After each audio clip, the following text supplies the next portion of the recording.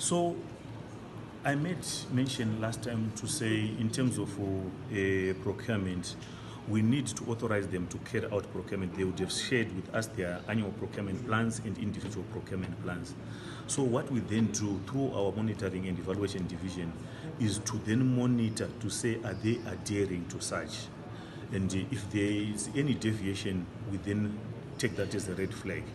The deviations then comes in the probably the method of procurement which they may then want to use, which is diverting from what they would have intended to do, especially when we see them doing a lot of direct procurements. For us, it's a red flag because we are saying everything being planned, why are you not giving competition? However, let me also hasten to say with the local authorities, especially urban authorities, they seem to be reluctant when it comes to public procurement issues. Case in point, I may make reference to the funds which were shared through the devolution funds when the roads were declared a state of disaster by His Excellency. You would find that we then came on board proactively as a regulator to say, let's invoke a section in our Act, sections 3 subsection 7, to then say the method of procurement should then be alive to the situation that we are dealing with in emergency. But in that regard, coming, and I still remember when we were doing our rounds, we found that they were at 22%, whereas other local authorities were already at 100%. So these are some of the things where we also need to speak to other stakeholders to address such issues, because that waywardness, I don't think is good for the ratepayers and all. So these are the challenges which we normally find with the urban local authorities. There's this reluctance and the pushback from the direction and guidance which we give as a regulator.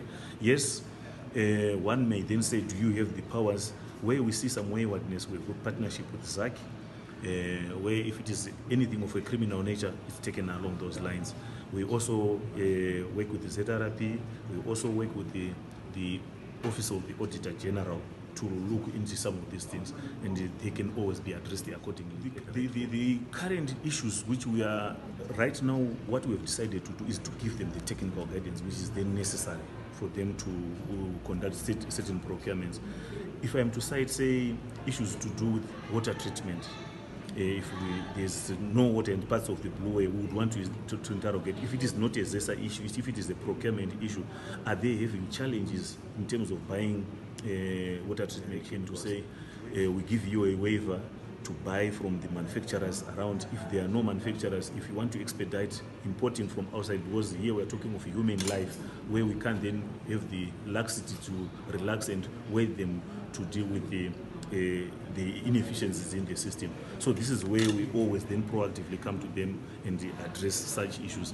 Of course, where we feel there's no threat and to human life and all, we wouldn't want to be said to be interfering with their processes, but we raise this as red flags to the responsible authorities, even to the line ministry, to say, can you really focus on this?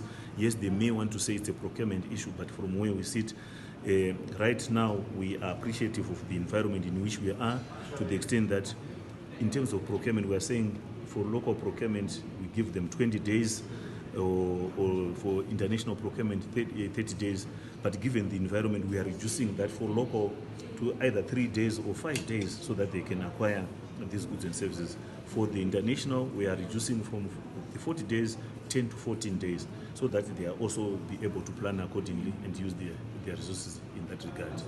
Okay, maybe lastly, looking at the issues to do with parking, maybe some of these tenders that are being issued by local authorities, when then there are now issues as PRAZ, maybe where do you come in? This is where we have got segregation of duties on the acquisition of goods, of the services now. But when it comes to contractual obligations, and we want to segregate, that's why I was saying Section 78 of our, it then gives them the responsibility of addressing such things now.